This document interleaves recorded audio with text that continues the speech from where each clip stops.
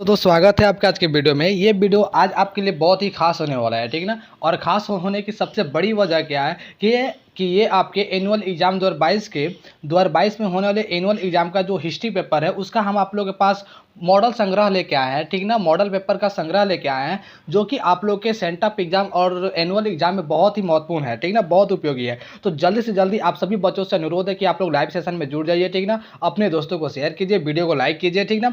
और जो बच्चे, ठीक ना, आप लोग के जो भी साथी हैं, जो दोस्त हैं, जो फ्रेंड हैं, ठीक ना, उनके पास शेयर कीजिए ताकि ये वीडियो सबके ही बच्चों के पास पहुँच जाए, बिहार बोर्ड के सभी बच्चों के पास पहुँच जाए, गाँव कस्बे इलाका नगर गली गली ये पहुँच जाए, ठीक ना, ताकि सारे बच्चे इसका लाभ उठा सके, ठीक है। तो ये देखिए आप लोग का फुल मार्क्स आप लोग को 100 का होता है, ठीक ना। यहाँ पे ठीक है, ये सारे क्वेश्चन जो होते हैं, ठीक है, जो सब्जेक्टिव और एडजेक्टिव दोनों मिला के होते हैं, जिसमें से आप लोगों को 50% ऑब्जेक्टिव रहता है, जो कि बिहार बोर्ड पहले से ही बता चुका है, ठीक ना, कि 50% हम ऑब्जेक्टिव देने वाले हैं। और 50% ऑब्जेक्टिव में ये 100 ऑब्जेक्टिव देता है, उसमें से 50 का आप लोग को उत्तर देना होता है, जैसा कि नीचे लिखा हुआ है, ठीक ना। आप लोग देखिएगा कुछ इन्फॉर्मेशन लिखा हुआ है, ठीक ना, जो आप लोग के लिए यहाँ देखिएगा कि खंड 6 में कह रहा है कि 100 वस्तुनिष्ठ प्रश्न है, जिसमें से मात्र 1 अंक निर्धारित है, ठीक ना, जिसमें से आप लोग को 50 प्रश्न का आंसर देने का अनिवार्य है, ठीक ना। तो बाबू हम बिना वक्त गंवाए आते हैं अपने क्वेश्चन पे, ठीक ना। तो आप लोग से यही निवेदन है कि आप लोग लाइव सेशन के अंत तक बने रहिए, ठीक है। वीडियो को लाइक कीजिए और शेयर कीजिए, ठीक ना। तो हम आते हैं बाबू पहला क्वेश्चन पे, ठीक ना। आपका पहला प्रश्न बहुत ही इंपॉर्टेंट क्वेश्चन है, वीवीआई क्वेश्चन है कि मोहनजोदड़ो का उत्खनन किसने किया था, ठीक ना। मोहनजोदड़ो का उत्खनन किसने किया था बाबू, ठीक है। तो मोहनजोदड़ो का उत्खनन आर.डी. बनर्जी, ठीक ना। आर.डी. बनर्जी का मतलब होता है Rakhal Das Banerjee. Option C will be answer होगा, ठीक ना। क्या होगा? Option C will be answer. आप बता दे बाबू कि मोहनजोदड़ो एक हड़प्पा सभ्यता का एक नगर था, जो कि एक प्रमुख नगर था। और मोहनजोदड़ो से हमें विशाल स्नानगार और यहाँ से एक अन्नागार भी मिला था, ठीक ना। यहाँ से हमें पुजारी का सिर, पानी का जहाज भी हमें मिला था, ठीक है। तो मोहनजोदड़ो हड़प्पा सभ्यता नहीं कि सिंधु घाटी सभ्यता का एक बहुत बड़ा नगर था, जिसका खोज राखल दास बनर्जी ने किया था। और इन्होंने 1922 ईस्वी में किया था। सन भी याद कर लीजिएगा कि 1922 ईस्वी में किया था, ठीक है। चलिए अगला क्वेश्चन देखते हैं। अगला प्रश्न है बाबू आपके मेडवल हिस्ट्री से, ठीक ना, कि इब्न बतूता किस देश का यात्री था, ठीक ना। एक विदेशी यात्री, ठीक ना। आपके बाबू जानिएगा कि इतिहास आप लोग के जानने के 3 स्रोत होते हैं। एक साहित्यिक स्रोत होता है, एक अभिलेख होता है और एक आप लोग का पुरातत्विद होता है, ठीक ना। तो साहित्य में 2 प्रकार का साहित्य होता है, एक ब्राह्मण साहित्य होता है और एक मतलब कि आप लोग का ये विदेशी यात्री विवरण होता है, ठीक ना। तो विदेशी यात्री विवरण, तो ये जो था ना, ये विदेशी यात्री था जो कि आया था। तो कहने ये मतलब है कि जो भी विदेशी आपके देश में भ्रमण करने के लिए आए, जो भी इन्होंने अपने आंखों से देखा और उसको क्या किया कि एक पुस्तक में संग्रहित किया, ठीक ना। तो इब्न बतूता भी एक देश का यात्री था, ठीक ना, जो कि मोरक्को देश का यात्री था, ठीक ना। यह भारत आया था घूमने के लिए, ठीक ना। यह खाना बदोश जाति से संबंध था इसका। खाना बदोश का मतलब होता है कि घूमने वाला जाति, ठीक ना। तो देखिएगा इब्न बतूता किस देश का यात्री था, तो इब्न बतूता मोरक्को देश का यात्री था, ठीक ना। और मोरक्को कहाँ है, तो बाबू मोरक्को दक्षिण अफ्रीका कॉन्टिनेंट में है। कॉन्टिनेंट समझ में आता है ना कि महादेश, महाद्वीप, ठीक ना, महादेश या महाद्वीप, ठीक ना। तो ये अफ्रीका कॉन्टिनेंट में है, ठीक ना। चलिए अगला क्वेश्चन का हम अगला प्रश्न हम ध्यान देते हैं कि आइन ए अकबरी किसने लिखा है, ठीक ना। ये बहुत इंपॉर्टेंट है क्वेश्चन, VVI, ठीक ना। ये आपका आइन ए अकबरी से, ठीक ना। सॉरी VVI लिखना था, यहाँ पे VVV लिख दिए, ठीक है। चलिए कोई बात नहीं। VVI मतलब कि very very very important question, ठीक है ना। आइन ए अकबरी किसने लिखा था, किसने लिखा है, ठीक ना। आइन ए अकबरी, तो वो बता दें कि आइन ए अकबरी अबुल फजल ने लिखा है। Option C will be answer, ठीक ना। जितने भी बच्चों को आंसर पता है, ठीक ना, आप लोग लाइव सेशन में उत्तर जरूर दीजिएगा, ठीक ना। ऑप्शन में आप लोग जरूर दीजिएगा, ठीक ना। और हाँ, सही सही उत्तर दीजिएगा, ठीक ना। और जिन लोगों का आंसर गलत है, ठीक ना, वो लोग एक बार कंटेंट जो भी कंटेंट है उसको देखिएगा, ठीक है। तो चलिए आइन ए अकबरी किसने लिखा था, तो अबुल फजल ने लिखा था, ठीक ना। आपको पता है बाबू कि आइन ए अकबरी अकबरनामा एक पुस्तक था, ठीक ना। कौन सा? अकबरनामा।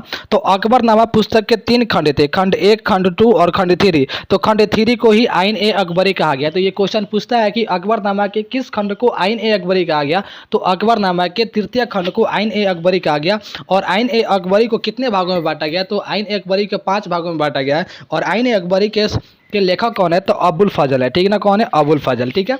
तो 3 नंबर क्वेश्चन क्लियर हो गया। चलिए 4 नंबर क्वेश्चन देखते हैं कि 4 नंबर क्वेश्चन है कि अस्थाई बंदोबस्त कहाँ लागू किया गया था। ये भी बहुत इंपॉर्टेंट है। जितने भी क्वेश्चन आप लोग को आजकल हम लोग करा रहे हैं, हिस्ट्री का, ज्योग्राफी का, पॉलिटी, इकोनॉमिक्स का, सारे बाबू आप लोग का मतलब कि ये very very important question exam के व्यू से। अगर आप लोग डेली वीडियो देखते हैं, डेली वीडियो को कवर करते हैं, लास्ट तक देखते हैं, ठीक ना, और आप लोग ध्यान से देखते हैं, तो निश्चित है कि आप लोग का ऑब्जेक्टिव कोई नहीं रोक सकता है 50 में 50 करने के लिए, ठीक है। बाकी सब्जेक्टिव हम कुछ दिनों में आप लोग को कराएंगे, निश्चित है कि कराएंगे। जब कर रहे हैं तो कराएंगे जरूर, ठीक ना। याद रखिएगा अक्टूबर के सेशन से आप लोग का शुरू हो जाएगा। अस्थाई बंदोबस्त कहाँ लागू किया गया था? तो अस्थाई बंदोबस्त बाबू बंगाल में लागू किया गया था। कहाँ पे? बंगाल में लागू किया गया था। 4 का सी ऑप्शन विल भी आंसर हो जाएगा, ठीक ना। चलिए अगला क्वेश्चन देखते हैं 5 नंबर कि तंबाकू के सेवन पर किस शासक ने प्रतिबंध लगा दिया था, ठीक ना। तंबाकू के सेवन पर किस शासक ने प्रतिबंध लगा दिया था? तो आप लोग को बता दें बाबू कि तंबाकू का सेवन, तंबाकू हमारे देश में पुर्तगालियों के द्वारा लाया गया एक सेवन पदार्थ था, ठीक ना। किसके द्वारा? पुर्तगालियों के द्वारा। क्वेश्चन पूछेगा कि तंबाकू किसके द्वारा भारत में आया गया था? तो पुर्तगालियों के द्वारा। तो पुर्तगालियों के द्वारा अकबर के शासनकाल में लाया गया। किसके? अकबर के शासनकाल में। जब अकबर से उसके एक मंत्री ने रिक्वेस्ट किया कि आप भी थोड़ा तंबाकू खा के देखिए। जब अकबर ने पहली बार तंबाकू का सेवन किया तो अकबर का लत था हुक्का पीने का और उसने हुक्का पीना छोड़ दिया। तब से उसने हुक्का पीना छोड़ दिया। लेकिन अकबर के बाद से एक राजा आया, उत्तराधिकारी उसका जहांगीर, ठीक ना। जहांगीर के समय में क्या हुआ कि तंबाकू का सेवन करने वाले लोगों की बीमारियां बढ़ती जा रही थी, ठीक ना। कैंसर वगैरह की बीमारियां बढ़ती जा रही थी, जो कि बहुत ही हानिकारक था उस समय। तो जहांगीर ने तंबाकू के सेवन पर क्या था? प्रतिबंध लगा दिया था, ठीक ना। किसने लगाया था? जहांगीर ने। तो 5 का हो जाएगा सी, 5 का हो जाएगा option C will be answer. Jahangir ने क्या किया था कि तंबाकू के सेवन के पर प्रतिबंध लगा दिया था, ठीक ना। चलिए 6 नंबर क्वेश्चन देखिएगा कि ख्वाजा मोइनुद्दीन चिश्ती का दरगाह कहाँ है। ये क्वेश्चन बाबू आपका भक्ति आंदोलन से क्वेश्चन है, ठीक ना, कि ख्वाजा मोइनुद्दीन चिश्ती का दरगाह कहाँ है, ठीक ना। तो 6 का हो जाएगा डी अजमेर, ठीक ना, अजमेर राजस्थान में, ठीक ना। चलिए 7 नंबर क्वेश्चन देखिएगा कि महाभारत की रचना किसने की। यहाँ पे 2 क्वेश्चन आप लोग का कवर हम कराएंगे बाबू, जो कि बहुत इंपॉर्टेंट है। महाभारत की रचना किसने की थी? तो महाभारत का रचना पता है ना कि आप लोग को वेद व्यास ने किया था। Option D will be answer. Ved Vyas ने आपका महाभारत का रचना किया था। क्वेश्चन नंबर 1 आपका क्लियर हो गया। क्वेश्चन नंबर 2 कि महाभारत विश्व का सबसे बड़ा ग्रंथ है। क्वेश्चन नंबर 3 कि महाभारत का युद्ध 18 दिन चला था। कितना दिन? 18 दिन। तो ये क्वेश्चन पूछता है बाबू कि महाभारत का युद्ध कितने दिन चला था? तो महाभारत का युद्ध 18 दिन तक चला था, ठीक है। चलिए 8 नंबर क्वेश्चन का ध्यान देते हैं कि 8 नंबर क्वेश्चन है, ठीक ना। 8 नंबर क्वेश्चन देखने से पहले वो इसको काट दीजिए, ये एक्स्ट्रा इन्वॉल्व है, ठीक ना। चलिए कलकत्ता में अंग्रेजों की किलेबंदी बस्ती का क्या नाम था? कलकत्ता में अंग्रेजों ने अपने बस्ती को किलेबंदी किया था, ठीक ना। तो उस किलेबंदी बस्ती का क्या नाम था, ठीक ना। तो उसका नाम था फोर्ट विलियम। क्या था? फोर्ट विलियम इसका नाम था, ठीक है। ठीक है, क्या नाम था? फोर्ट विलियम नाम था। तो option C will be answer. क्या हो जाएगा? Option C will be answer, ठीक है। 9 नंबर क्वेश्चन देखते हैं, ठीक ना। 9 नंबर क्वेश्चन है बाबू कि अकबर ने दिन ए इलाही कब शुरू किया था, ठीक ना। अकबर ने दिन ए इलाही कब शुरू किया था? तो वो बता दे कि दिन ए इलाही क्या है? एक धर्म है। क्या है? एक धर्म है। दिन ए इलाही क्या है? एक धर्म है। और अकबर ने इसे शुरू किया था, ठीक ना। तो यह 1562 ईस्वी में शुरू किया था। 1562 ईस्वी में अकबर ने दिन ए इलाही धर्म की शुरुआत किया था, ठीक है। चलिए 10 नंबर क्वेश्चन पर ध्यान देते हैं कि भारत आने वाला प्रथम यूरोपीय कौन थे, ठीक ना। भारत में आने वाले प्रथम यूरोपियन कौन थे, ठीक ना। आप लोग को पता है ना कि भारत को सोने का चिड़िया कहा जाता था। और यहाँ ट्रेड की व्यू से, ट्रेड मतलब कि बिजनेस की व्यू से, बिजनेस मतलब कि व्यापार के व्यू से यहाँ पे लोग को आना पड़ा, ठीक ना, यूरोपियनों को। तो यूरोपियन सबसे पहले यूरोपियन आने वाला कौन था? तो पुर्तगाली थे, ठीक ना। कौन था? पुर्तगाली। 1498 ईस्वी में कौन आया था यहाँ पे? वास्को डी गामा आया था। जबकि 1492 ईस्वी में आपका कोलंबस आने वाला था, लेकिन भूल चूक से वो कहाँ चला गया? अमेरिका चला गया, तो नहीं आ पाया। लेकिन 1498 में किसने आया? वास्को डी गामा आया था। चलिए 11 नंबर क्वेश्चन पे ध्यान देते हैं। 11 नंबर क्वेश्चन है कि हरिहर एवं बुक्का किस वंश के शासक थे, ठीक ना। याद रखिएगा हरिहर एवं बुक्का, ये आपका विजयनगर साम्राज्य से बाबू क्वेश्चन है, ठीक ना। ध्यान दीजिएगा कहाँ से है क्वेश्चन? विजयनगर साम्राज्य से क्वेश्चन है। तो हरिहर एवं बुक्का किस वंश के शासक थे? तो हरिहर एवं बुक्का संगम वंश के शासक थे, ठीक ना। संगम वंश के शासक थे। किस वंश के? संगम वंश के, ठीक है। चलिए अगला क्वेश्चन देखते हैं कि भारतीय संविधान कब लागू हुआ था। ये क्वेश्चन अगर किसी बंदे को नहीं पता है तो उसको पाकिस्तान चले जाना चाहिए था, ठीक ना। अगर ये क्वेश्चन किसी बंदे को नहीं पता है तो पक्का करे बाबू, तुम अभी से झोला झंडी उठा लो, तुमको अफगानिस्तान में तालिबान वाले वेट कर रहे हैं, बुला रहे हैं, ठीक ना। चले जाओ तालिबान चले जाओ, तो तुमको वहाँ बहुत ही बड़ा स्वागत होगा, ठीक है। भारतीय संविधान कब लागू हुआ था? ये सबको पता होना चाहिए कि 26 जनवरी 1950 को लागू हुआ था, ठीक ना। कब लागू हुआ था? 26 जनवरी 1950 को। तो option D will be answer, जिसको हम लोग क्या गणतंत्र दिवस के नाम से भी मनाते हैं, ठीक है। चलिए 13 नंबर क्वेश्चन देखते हैं कि पुराणों की कितनी संख्या है। पुराणों की संख्या कितनी है, तो बाबू सबसे सिंपल क्वेश्चन है ये इसका उत्तर सबको पता होना चाहिए। पुराणों की संख्या 18 है। कितनी है? 18 है, ठीक ना। सबसे पुराना आपका कौन सा है? मत्स्य पुराण है, ठीक ना। चलिए, उतना पुराणों में ध्यान नहीं देना है, बस इतना जानना है कि इसकी संख्या 18 है, ठीक है। ये क्वेश्चन पे ध्यान देते हैं। यहाँ से 3 क्वेश्चन क्लियर होगा, यहाँ से 3 क्वेश्चन क्लियर होगा, हो सके तो 4-5 भी क्लियर हो सकता है। टाइम दीजिए बाबू, समय दीजिए क्वेश्चन पे, ठीक ना। एक क्वेश्चन पे अगर 2-3 मिनट समय नहीं दिए तो बाबू क्या समय दिए? पढ़ाई करते समय। एक ऑब्जेक्टिव पे अगर आप 2-3 मिनट समय नहीं दिए तो क्या दिए? चलिए, जलियांवाला बाग हत्याकांड कब हुआ था? तो बाबू जलियांवाला बाग हत्याकांड 13 अप्रैल 1919 ईस्वी में हुआ था, ठीक ना। Option C will be answer. यहाँ गलती से ए लिखा गया है, ध्यान दीजिएगा, ठीक ना। क्या होगा? 13 अप्रैल 1919 को हुआ था। अब देखिए यहाँ से क्या क्या क्लियर होगा। जब जलियांवाला बाग हत्याकांड हुआ था तो उसके बाद से महात्मा गांधी जी ने केसर ए हिंद की उपाधि दी थी।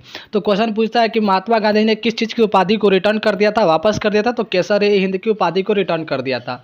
रविन्द्रनाथ टैगोर ने किसकी उपाधि रिटर्न वापस कर दिया था? तो सर की उपाधि को वापस कर दिया था, ठीक ना। चलिए,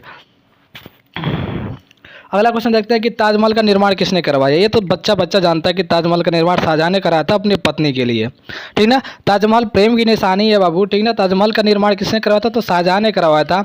1932 में उसकी पत्नी की देहांत हो गया था, ठीक ना, प्रसव पीड़ा के कारण। कहा जाता है कि शाहजहां के 14 बेटे थे, ठीक है। कितने थे? 14 बेटे थे, जिसमें से 7 बेटे बेटियां उसके जीवित बचे थे, ठीक ना। 4 बेटे 3 बेटियां, ठीक ना। 14 बच्चे थे। अभी 1932 में एक बच्चे को जन्म देते समय उसकी बेगम की मृत्यु हो गई थी, ठीक ना। समझ जाइए कि पूरा क्रिकेट टीम खड़ा होने वाला था, ठीक ना, कोच सहित, ठीक ना। तो ताजमहल का निर्माण किसने करवाया था? शाहजहां ने करवाया था। यह 1932 से शुरू हुआ और 1948 में जाके खत्म हुआ था, ठीक ना। चलिए, कई कभी सब बाहर भी देता है। चलिए, 1916 नंबर देखते हैं कि वास्को डी गामा भारत कब आया, ठीक ना। वास्को डी गामा भारत कब आया था? ये इंपॉर्टेंट क्वेश्चन इसमें बता दिया आप लोगों को, ठीक ना। तो 1498 में आया था। कहाँ है 1498? Option B will be answer, ठीक ना। 1498 में आया था, ठीक ना। वास्को डी गामा भारत कब आया था? 1498 में। चलिए, ठीक है। 17 नंबर क्वेश्चन देते हैं कि रैयत बाड़ी व्यवस्था सर्वप्रथम कहाँ लागू किया गया। आप लोगों को पता नहीं कि महालबाड़ी कहाँ लागू किया गया था? तो महालबाड़ी आप लोगों को बंगाल में लागू किया गया था। स्थायी बंदोबस्त लागू किया गया था, ठीक ना। ये देखिएगा कि रैयत बाड़ी व्यवस्था सर्वप्रथम कहाँ लागू किया गया था, ठीक ना। तो 17 का आपका हो जाएगा, 17 का सी हो जाएगा, ठीक ना। मद्रास में लागू किया गया था, ठीक ना। रैयत बाड़ी व्यवस्था कहाँ लागू किया गया था? आपका मद्रास में, ठीक है। अगला क्वेश्चन देखते हैं 18 नंबर। महाभारत का युद्ध कितने दिनों तक चला, ठीक ना। ये क्वेश्चन हम बाबू आप लोग को ऊपर करा चुके हैं, ठीक ना। महाभारत का युद्ध कितने दिनों तक चला था? ये 18 दिनों तक चला था, ठीक ना। हमने बोला था ना कि क्वेश्चन आता है, आ गया, ठीक है। चलिए, अगला क्वेश्चन देखते हैं कि जय हिंद का नारा किसने दिया था, ठीक ना। बहुत इंपॉर्टेंट क्वेश्चन है बाबू कि जय हिंद का नारा किसने दिया था? जय हिंद का नारा सुभाष चंद्र बोस दिए थे, ठीक ना। जय हिंद का नारा सुभाष चंद्र बोस दिए थे, ठीक है। चलिए, अगला क्वेश्चन देखते हैं। इतिहास भी बहुत गजब चीज़ है यार, ठीक ना। बहुत कुछ पढ़ना पड़ता है। क्या बोल के गए लोग वो भी याद करना पड़ता है। महात्मा गांधी क्या बोले थे? करो या मरो, उसको याद करो। सुभाष चंद्र बोस क्या बोले थे? जय हिंद, उसको याद करो। चलिए, आगे देखते हैं 20 नंबर क्वेश्चन। सब पढ़ना पड़ता है, ठीक है। कि रामानंद के शिष्य कौन थे? रामानंद के शिष्य कौन थे? ये आपका क्वेश्चन है, ठीक ना। तो रामानंद के शिष्य बाबू कबीर थे, ठीक ना। कौन थे? कबीर थे, ठीक ना। चलिए, ओ सॉरी, ठीक ना। रामानंद के शिष्य कबीर भी थे, रैदास भी थे, ठीक ना। क्या कबीर भी थे, रैदास भी थे। तो यहाँ पे बाबू आपका, हाँ माफ़ कीजिएगा बाबू, ठीक ना। यहाँ पे हमने आप लोगों को वाल्मीकि कबीर बताया, लेकिन रामानंद के जो शिष्य थे बाबू वो कबीर भी थे, रैदास भी थे और धन्ना एवं पीपा भी थे, ठीक ना। धन्ना एवं पीपा भी थे, ठीक ना। तो पीपा क्या थे? पीपा राजपूत थे, ठीक ना। आप लोगों को मतलब कि कहने का ये मतलब है कि जो रामानंद थे उन्होंने कई जातों का अपना शिष्य बनाया था, ठीक ना। ये जाट थे, धन्ना जी क्या थे? जाट थे। और पीपा क्या थे? पीपा राजपूत थे, ठीक ना। और रैदास चमार थे और कबीर जुलाहा थे, ठीक ना। मतलब कि कई जातियों को इन्होंने अपना शिष्य बनाया था, वही बता रहा था, ठीक ना। तो इनमें से सभी हो जाएगा। क्या हो जाएगा? D will be answer. Ramanand के शिष्य कौन थे? रैदास भी थे, कबीर भी थे, धन्ना एवं पीपा भी थे, इनमें से सभी। अब इसको देखिएगा, रैदास जी क्या थे? चमार थे, कबीर जुलाहा थे, धन्ना जाट थे और पीपा क्या थे? पीपा राजपूत थे, ठीक ना। चलिए, अगला क्वेश्चन पे ध्यान देते हैं कि कोल विद्रोह के नेता कौन थे। 21 नंबर क्वेश्चन पे ध्यान दीजिएगा, ठीक ना, कि कोल विद्रोह के नेता कौन थे। तो कोल विद्रोह के नेता वो बुद्धो भगत थे। कौन थे? बुद्धो भगत, ठीक ना। Option D will be answer, ठीक ना। कोल विद्रोह के नेता कौन थे? बुद्धो भगत, ठीक ना। चलिए 22 नंबर क्वेश्चन देखते हैं कि पुरातत्व के अंतर्गत निम्न में से कौन नहीं है। याद रखिएगा कि पुरातत्व के अंतर्गत निम्न में से कौन नहीं है। पुरातत्व का मतलब होता है बाबू कि वह चीज़ जिससे हमें इतिहास की जानकारी मिलती हो, आर्कोलॉजी जिसको हम लोग बोलते हैं, ठीक ना। पुरातत्व के अंतर्गत मतलब कि जो चीज़ें हमें इतिहास की जानकारी मिलती है तो वो होता है भग्नावशेष। ये चीज़ है जो हमसे इतिहास की जानकारी नहीं मिलता है, ठीक है। चलिए ए नंबर क्वेश्चन देख लीजिए, आ गया जो हमने जलियांवाला बाग हत्याकांड पे बताया था। 23 नंबर क्वेश्चन कि सर की उपाधि किसने वापस कर दी, किसने रिटर्न कर दी। जलियांवाला बाग हत्याकांड जब हुआ था 13 अप्रैल 1919 को, तो आपके देश के दो बड़े चेहरे, दो बड़े नेता, ठीक ना, महात्मा गांधी और रविन्द्रनाथ टैगोर ने दुख होकर, बहुत ज़्यादा दुख होकर, महात्मा रविन्द्रनाथ टैगोर ने सर की उपाधि को वापस कर दिया और महात्मा गांधी ने केसर हिंद की उपाधि को वापस कर दिया। याद रखिएगा। तो मेरा 23 का क्या हो जाएगा, option D C will be answer, ठीक है, रविन्द्रनाथ टैगोर। ये नंबर क्वेश्चन देखिए कि अकबर के वित्त मंत्री कौन था। अब ऑप्शन तो है ही, ठीक ना, अकबर का वित्त मंत्री कौन था, लेकिन बहुत दूर है। आप केवल क्वेश्चन देखिए, ठीक ना। अकबर का वित्त मंत्री कौन था, तो अकबर का वित्त मंत्री टोडरमल था। कौन था, टोडरमल। कौन था बाबू, टोडरमल था। आप याद रखिएगा, ऑप्शन नीचे है, दूर है लेकिन दिखाई नहीं देगा, तो हमने यहाँ बता दिया कि टोडरमल था, ठीक ना। 24 का क्या हो जाएगा, 24 का क्या हो जाएगा, सी हो जाएगा, ठीक है। चलिए पूना समझौता, 25 नंबर क्वेश्चन है कि पूना समझौता कब हुआ था, ठीक ना। बहुत ही इंपॉर्टेंट क्वेश्चन है बाबू कि पूना समझौता कब हुआ था। तो पूना समझौता 1932 में हुआ था, 1932 में हुआ था पूना समझौता, ठीक ना। कब हुआ था, 1932 ईस्वी में हुआ था। एक चीज़ आप लोगों को क्लियर कर देना चाहते हैं बाबू कि 1930 ईस्वी में प्रथम गोलमेज सम्मेलन हुआ था, 1931 में सेकेंड गोलमेज सम्मेलन हुआ था और 1932 में तृतीय गोलमेज सम्मेलन हुआ था। और तीनों गोलमेज सम्मेलन में डॉक्टर भीमराव अम्बेडकर जी भाग लिए थे और तीनों गोलमेज सम्मेलन में कांग्रेस का एक व्यक्ति 1931 में मात्र महात्मा गांधी ने गए थे, ठीक ना। तो क्वेश्चन पूछता है कि महात्मा गांधी किस गोलमेज सम्मेलन में गए थे, तो महात्मा गांधी द्वितीय गोलमेज सम्मेलन 1931 ईस्वी में गए थे, ठीक है। चलिए तो यहाँ हमने पूना समझौता पे थे, ठीक ना। तब पूना समझौता 1932 में हुआ था, ठीक है। चलिए एक क्वेश्चन देखिए, 26 नंबर क्वेश्चन, इसका अगर सबको जवाब पता होना चाहिए कि अशोक किस वंश का शासक था। इतने दिन से हम आप लोगों को बाबू हिस्ट्री आप लोगों को करा रहे हैं, हिस्ट्री, जियोग्राफी, पॉलिटी, हर चीज़ करा रहे हैं, तो कुछ ना कुछ आप लोग को बेनिफिट होना चाहिए, ठीक ना। अशोक किस वंश का शासक था, इसका उत्तर आप लोग दीजिए, ठीक ना। इसका होगा बाबू बी विल बी आंसर, ठीक ना। जिनको नहीं पता है, जो नए लड़के हैं, वो चैनल को सब्सक्राइब भी कीजिए, ठीक ना, और देख भी लीजिए। Option B will be answer, ठीक ना। क्या हो जाएगा, बी, मौर्य हो जाएगा, ठीक है। संथाल विद्रोह कब प्रारंभ हुआ था, ठीक ना, 55 का, 1855 है ना, ठीक है। संथाल विद्रोह कब हुआ था, ठीक ना। 27 नंबर क्वेश्चन है कि संथाल विद्रोह कब हुआ था, ठीक ना। तो ये हो जाएगा 1855 ईस्वी में हुआ था। Option A will be answer, क्या हो जाएगा, option A will be answer, ठीक ना।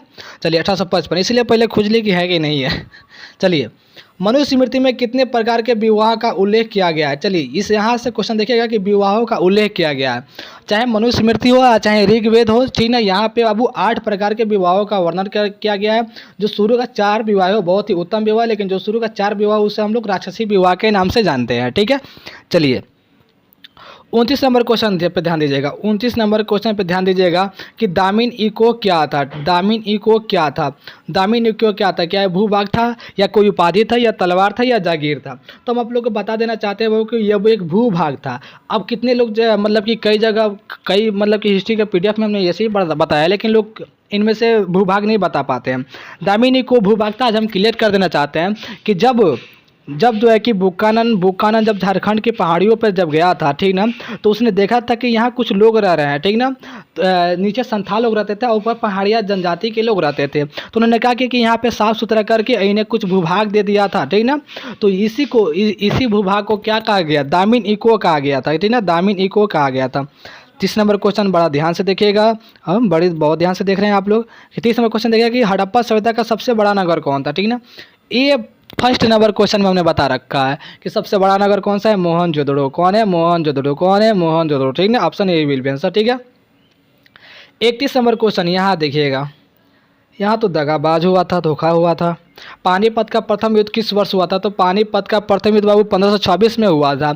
अब इसका कुछ इतिहास जान लीजिए कि 1526 में हुआ क्या था। 1526 में आपका तुर्की का शासक जो था कि बाबर, तुर्की का शासक नहीं कर सकते क्योंकि उसने वहाँ मतलब ज़्यादा दिन शासक नहीं किया, 100 दिन के लिए शासक बना था उसे, ठीक ना।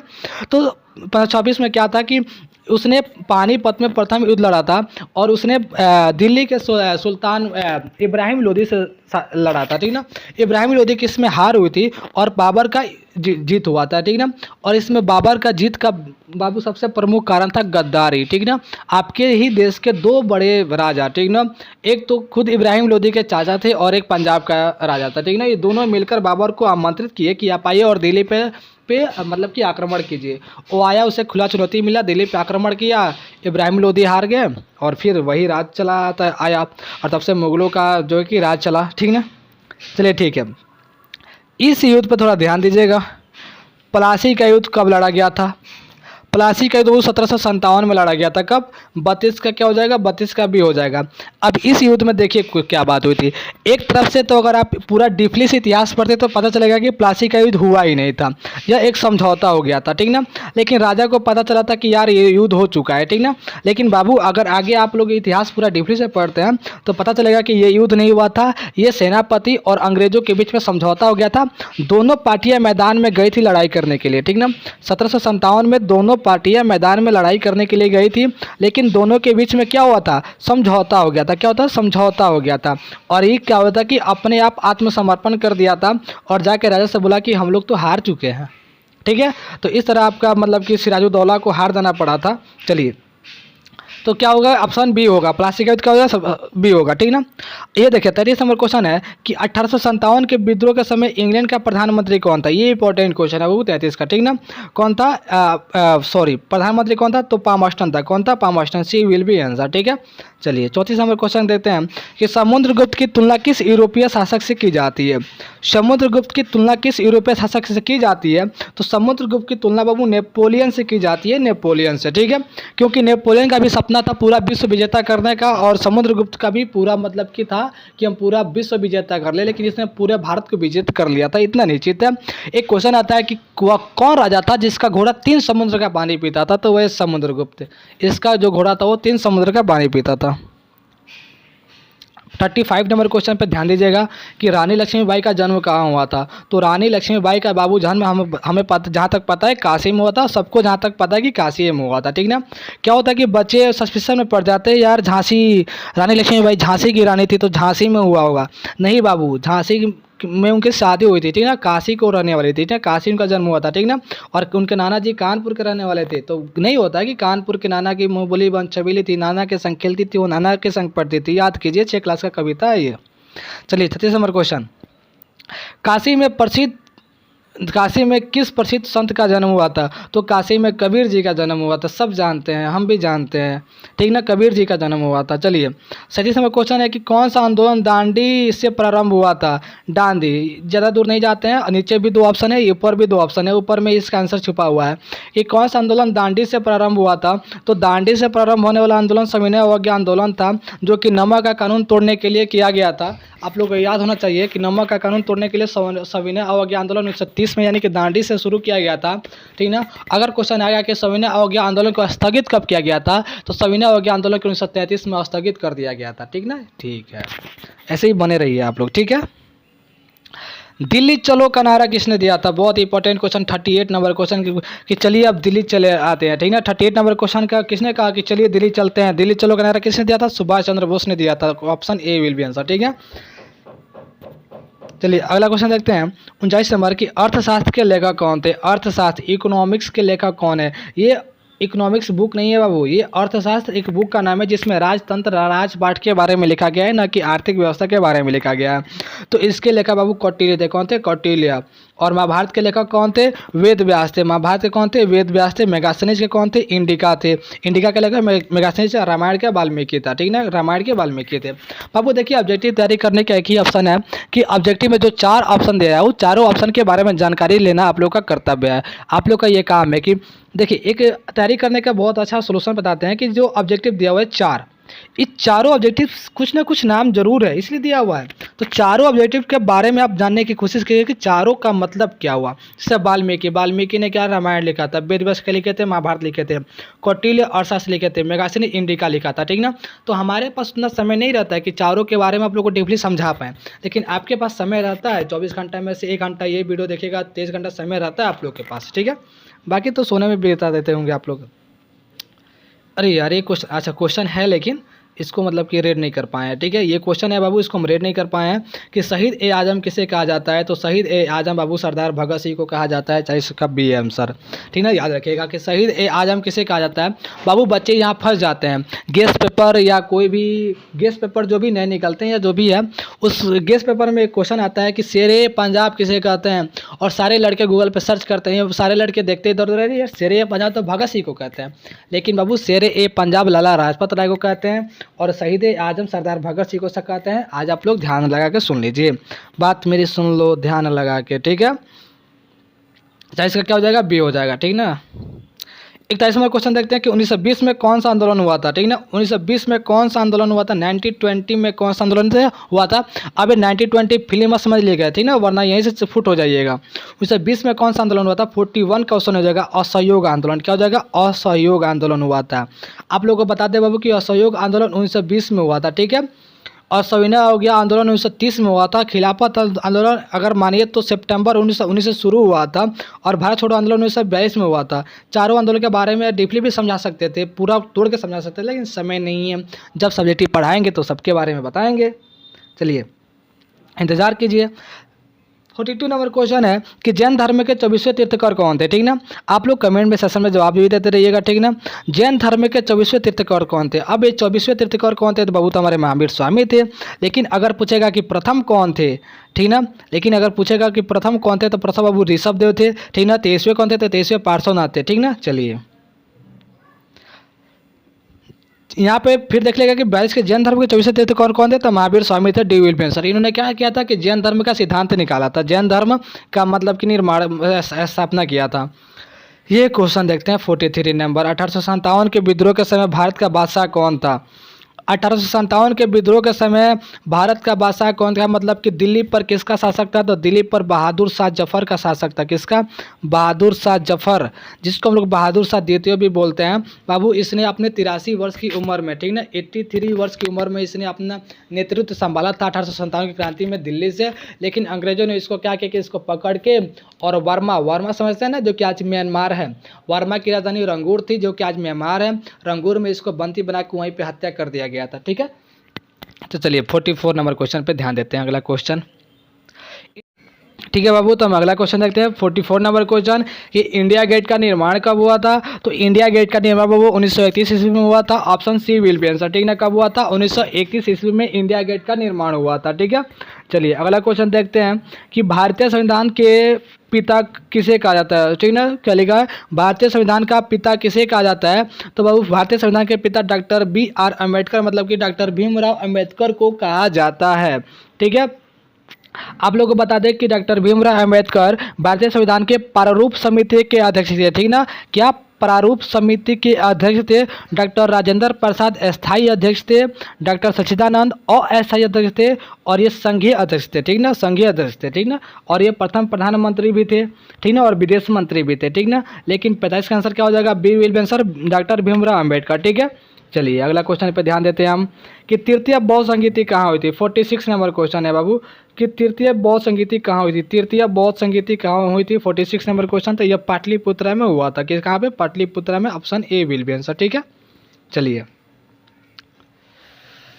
27वां क्वेश्चन है 47 नंबर कि भारत के प्रथम राष्ट्रपति कौन थे। ठीक है, ठीक है, भारत के प्रथम राष्ट्रपति कौन थे। तो बाबू प्रथम राष्ट्रपति की बात कर रहा है तो हमारे थे डॉक्टर राजेंद्र प्रसाद। क्या थे, डॉक्टर राजेंद्र प्रसाद प्रथम राष्ट्रपति थे।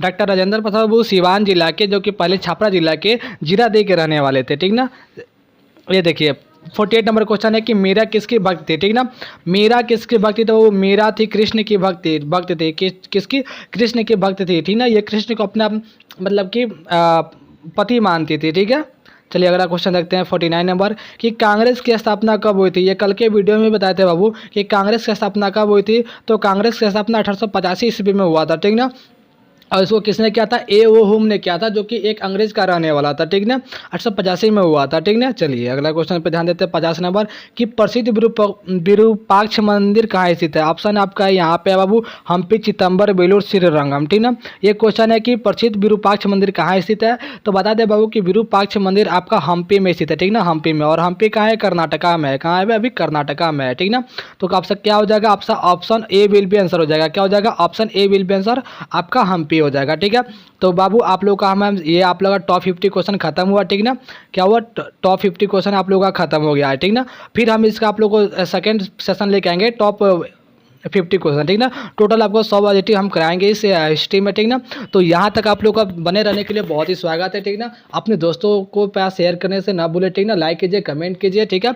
बहुत ही अच्छा आपका आज का सेशन रहा, सारे बच्चों का कमेंट आता गया, ठीक है। Thank you so much guys, ठीक ना। चलिए ठीक है, लाइक करना मत भूलिए और नए लोग सब्सक्राइब जरूर कीजिए, ठीक है। Thank you so much.